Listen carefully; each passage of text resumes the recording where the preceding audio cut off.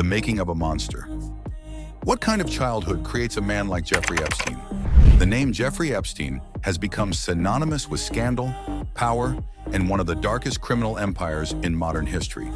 But while the world knows the billionaire financier who manipulated the rich and famous, few know the story of the boy he once was. Behind the sinister headlines and the shocking revelations lies a childhood shrouded in mystery, secrets, and subtle warning signs that may have foreshadowed the man he would become. In this deep dive, we'll peel back the layers of Epstein's early life to uncover the truth about where it all began, and how his seemingly ordinary upbringing in Brooklyn may have planted the seeds for the horrors that followed.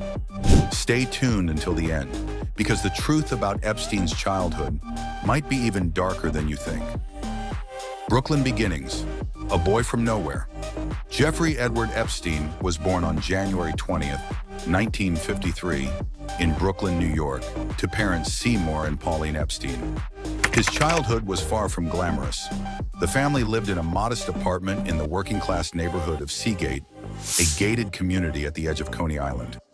Epstein's father, Seymour, worked as a groundskeeper and maintenance man for the city's parks department, while his mother, Pauline, worked as a school aide. There was no fortune, no legacy, and certainly no hint of the influence Epstein would one day wield. Yet even in these humble surroundings, he stood out. Teachers described him as bright, curious, and unusually confident for a boy his age. Little did they know, this confidence would eventually morph into something far more dangerous. A family under pressure. Life at home wasn't perfect. While not much is publicly known about the Epstein household, accounts suggest there was tension and financial strain. His father's job was stable but modest, and raising two sons in 1950s, Brooklyn was no easy task. Jeffrey had a younger brother, Mark, who would go on to become a real estate developer. But Jeffrey's relationship with his parents was reportedly distant. Epstein himself rarely spoke about his family, an odd trait for a man who seemed to enjoy talking about almost everything else. Was this silence a sign of deeper family dysfunction? Some who knew him later in life speculated that growing up in a tightly packed apartment with limited resources may have fueled Epstein's obsession with wealth and status, a hunger that would later consume him. A gifted but troubled student, Epstein's intelligence became apparent early on. He attended public school 188 before moving on to Mark Twain Junior High School, where his teachers saw his knack for numbers and science. He then attended Lafayette High School, where he was placed in advanced math classes. But while Epstein was undeniably bright, he was also restless, and some say arrogant. Classmates recalled his confidence, noting he was a kid who always seemed like he thought he was smarter than everyone else. Even at this young age, Epstein exuded a strange charm that could either draw people in or make them deeply uncomfortable. Skipping steps, the leap to college. Most kids his age were still figuring out who they were, but Epstein was already leaping ahead. At just 16, he skipped grades and enrolled in Cooper Union before transferring to New York University's Current Institute of Mathematical Sciences. However, despite his obvious intelligence, Epstein never completed a college degree. This would become one of his earliest deceptions, proving you don't need a diploma to build influence, only the appearance of brilliance. The first glimpses of manipulation. While Epstein's early academic achievements are often celebrated, his social skills revealed something far more complex. By all accounts, Epstein was charismatic but calculating. Former classmates said he had a knack for reading people, picking up on weaknesses and using them to his advantage. Even as a teenager, Epstein seemed to understand that charm could be weaponized.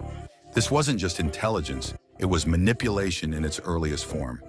Some speculate this skill developed as a survival mechanism growing up in a modest household. Epstein wanted more than what his environment offered, and he was willing to play psychological chess to get it. A quiet obsession with power. What separates Epstein's story from countless other tales of bright kids from working-class homes is his fixation on power. Friends from his youth recalled that he often spoke about wanting to get out of Brooklyn. He wanted more money, more influence, more respect. Even before he had connections to billionaires, Epstein carried himself as if he were one. This quiet obsession with status shaped his identity long before his rise. He wasn't content with simply being smart. He wanted to be untouchable. This mindset would guide his every decision, from the friendships he cultivated to the lies he told. The Brooklyn hustler, early jobs and ambition. By the time he was in his late teens, Epstein had already started working odd jobs to make money. One of his earliest jobs was as a piano teacher for children, despite not being formally trained. He reportedly taught younger kids simple piano lessons, showing his willingness to improvise and bluff his way through situations.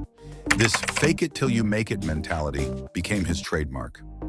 Soon, Epstein would enter the world of education, landing a job at the prestigious Dalton School in Manhattan without a college degree, an early sign of his ability to charm his way into elite spaces. Dalton School, a pivotal moment. Epstein's job at the Dalton School in the mid-1970s marked a turning point. Here, surrounded by the children of New York's wealthy elite, Epstein got his first taste of the world he longed to join. He was charismatic, confident, and had a mysterious allure that drew in powerful people.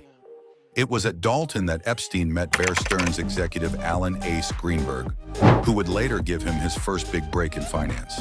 But beyond networking, Dalton may have been where Epstein honed his predatory instincts. Former students later claimed his behavior was strange and that he often blurred boundaries. It was here that the seeds of his future crimes may have quietly taken root. A shadowy path takes shape.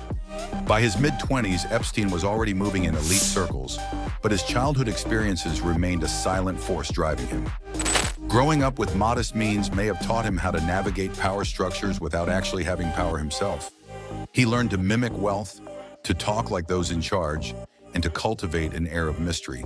This mysterious persona became his weapon, drawing people in while keeping his true nature hidden. The hidden warning signs.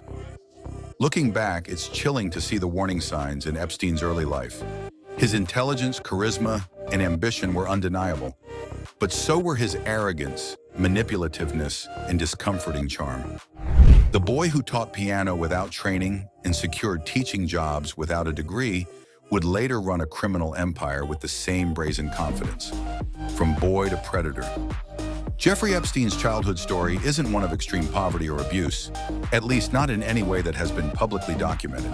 Instead, it's the story of a boy who was intelligent, ambitious, and deeply unsatisfied with the world he was born into. He learned to manipulate people early, to craft a persona, and to infiltrate spaces far above his station. But beneath the polished exterior, there was always a darkness, an emptiness, that would later manifest in horrifying ways. Epstein's rise to power may have shocked the world, but for those who look closely at his childhood, the warning signs were always there. In the end, Jeffrey Epstein's life reminds us that monsters aren't always born in the shadows. Sometimes they come from ordinary places, and that's what makes them so dangerous. Thanks for watching. If this story kept you hooked, don't forget to smash that like button, subscribe for more deep dives, and turn on notifications so you never miss our latest videos.